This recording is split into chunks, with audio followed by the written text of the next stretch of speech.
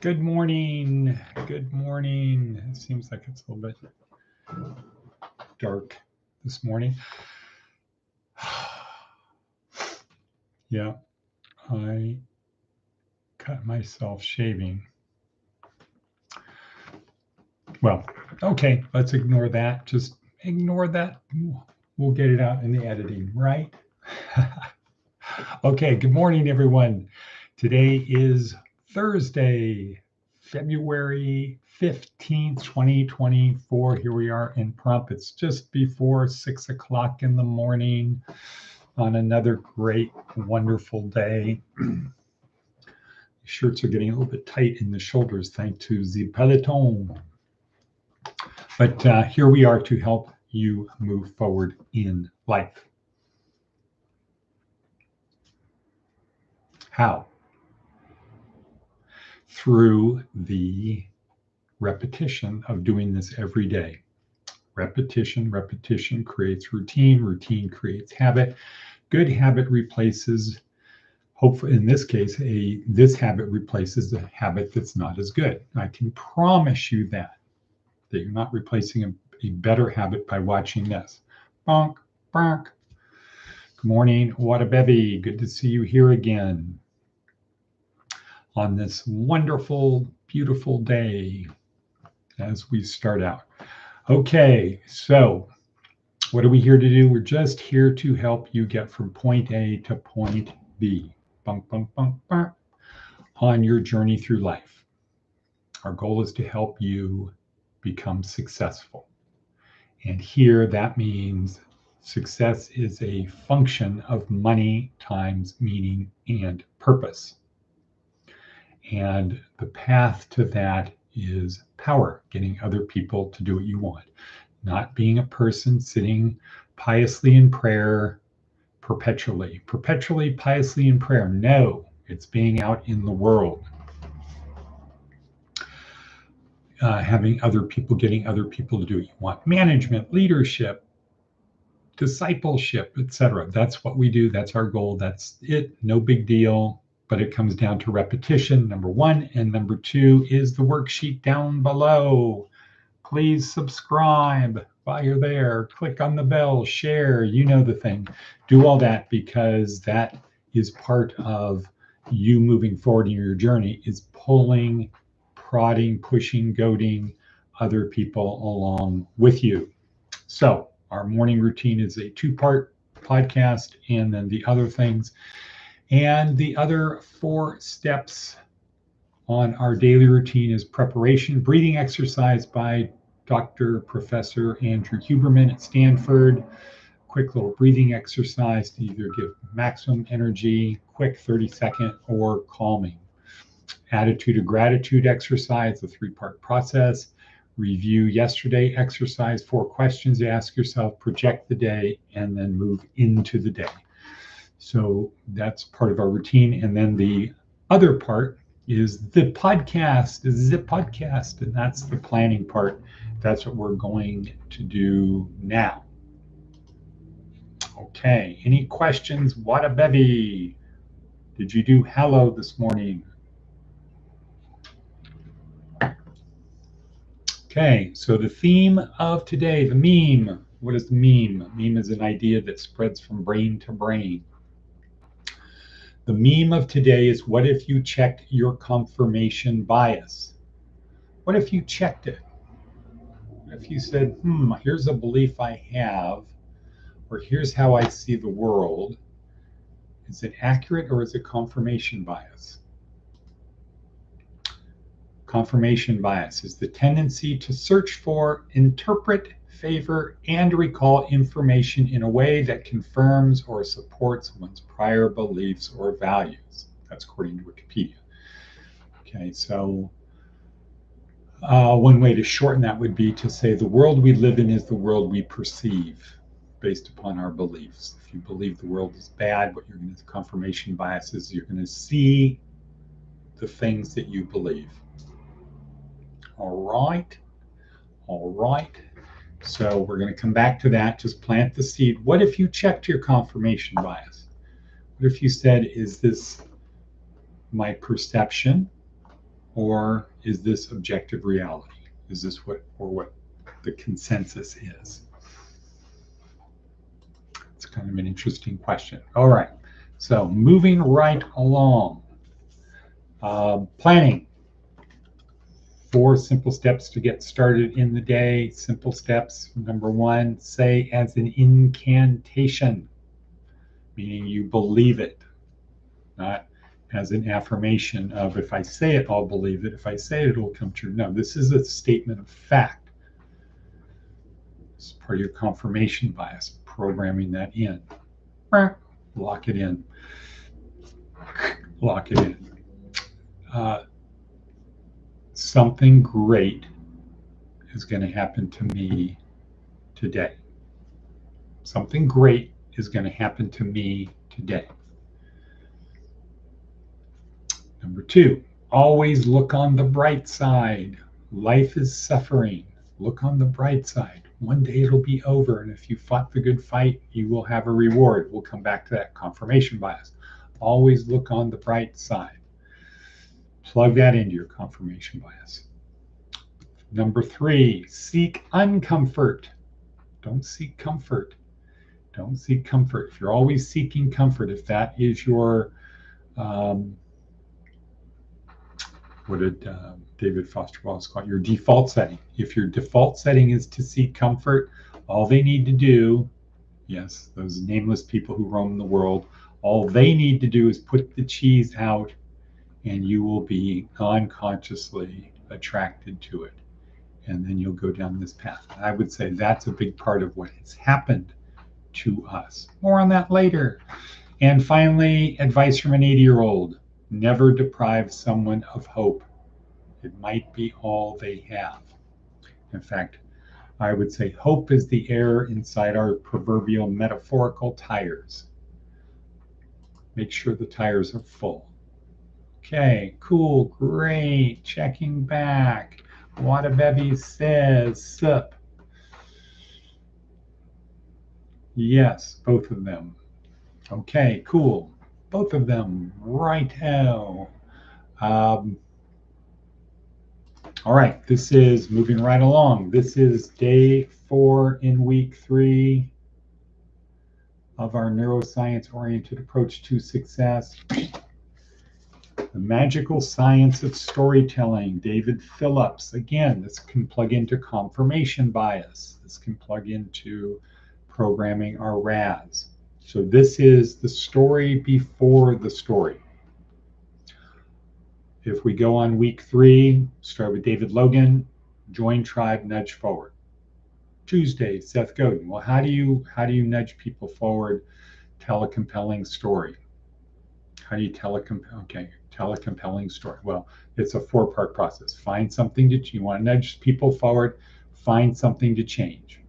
So if this was back in Virginia where Sophie was, find something to change where you are.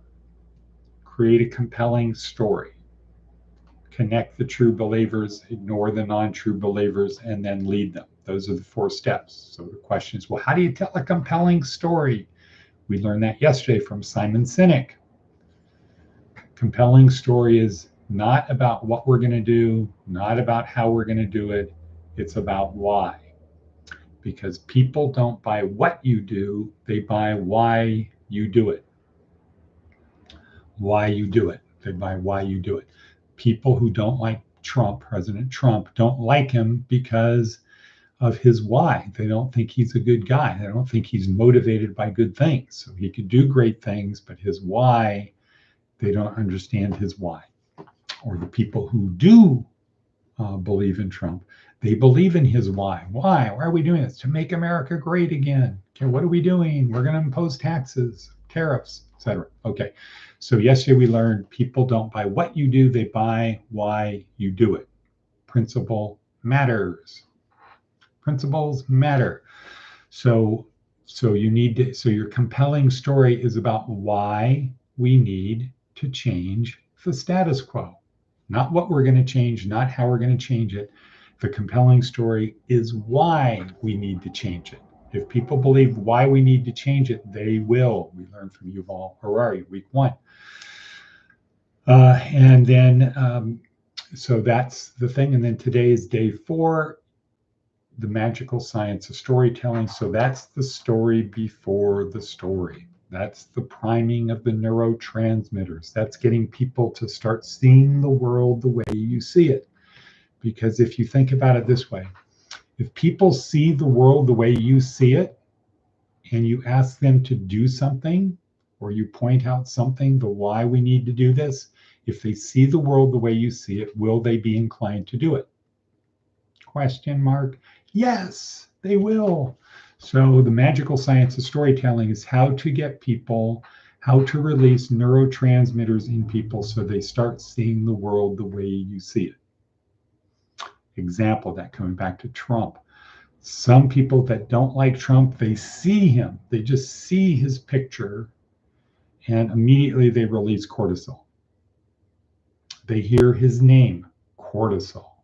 They picture in their brain, cortisol. Other people are the other way. They see his picture, serotonin. They hear his name, serotonin. They think about him, serotonin, pride, making us feel good. That's the magical science of storytelling, is to release the neurotransmitters that the story, the compelling story, is going to focus on. So let's release endorphins over here if we want people to do this over here, and it depends on endorphins. Let's release dopamine over here on this story that has nothing to do with the compelling story. Let's start releasing the dopamine. Release the dopamine. Flip the switch. Turn the game. Release the dopamine. Once the dopamine is flowing, you fuel it. You add more fuel with this story. Boom. Magical science of storytelling. How are we doing for time? 12 minutes in. Good. Okay, I would say for Matt, it is pretty much true. Pretty much true. Matt gets, to me, my discussions with Matt, he gets about really very close, because if we watch The Gray, we will find somebody who kept going even though he had no hope. Just kept going. Please, God, if you're there, show me a sign. Silence, silence, silence. And then he finally says, fuck it, I'll do it myself. Okay, next, we'll take that out in editing. Bleep. Okay, all right, okay. Well, okay, for the Christians who are upset, okay, I don't think any word I say can really bother my God. My God is not going to be offended by words, because he's more focused on what's in here than what comes out here. So forgive me, Father, for I have sinned. 1 John 1:9. I invoke 1 John 1:9. I'm now cleansed of that. Okay, cool. Next. Okay, let's get back to the meme of today. What if you checked your confirmation bias?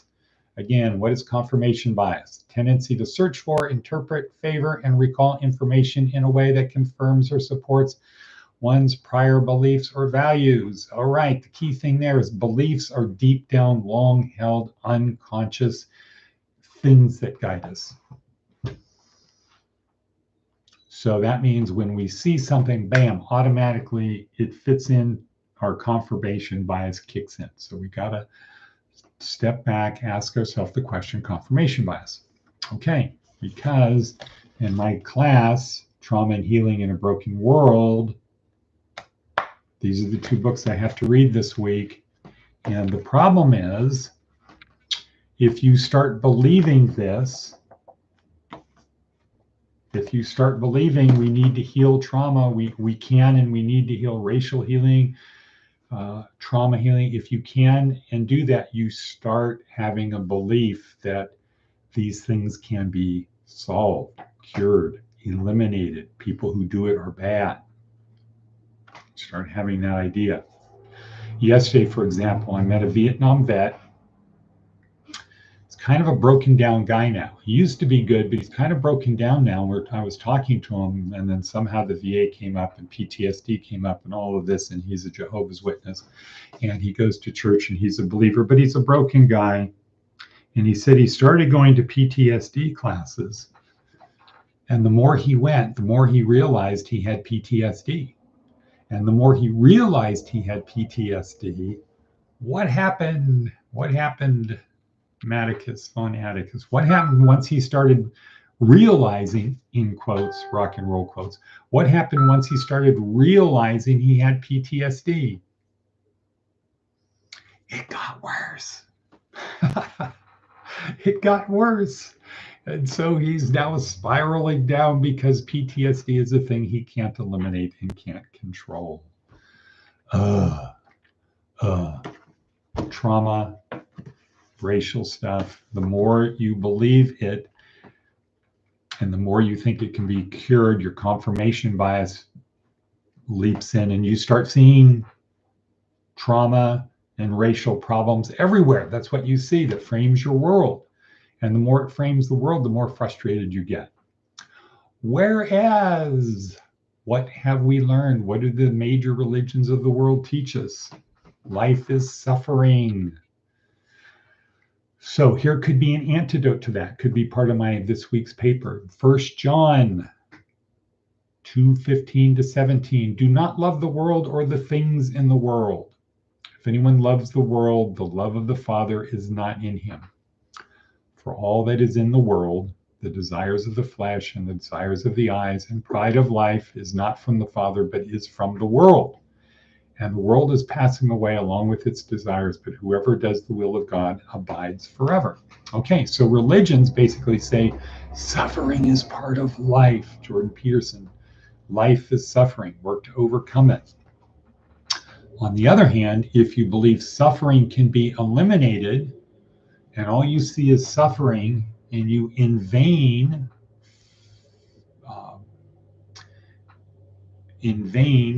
fruitlessly try to eliminate it, you're just going to get frustrated and get off the point.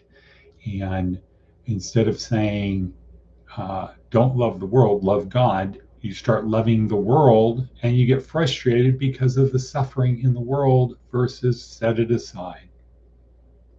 And the interesting example of that to me was from the TV show Jesus, the Game Changer, talking about the outcasts in India, Hindu. Except this is where you are. This is your caste. This is where you're supposed to be. Do the best you can. You're going to come back around. Follow karma.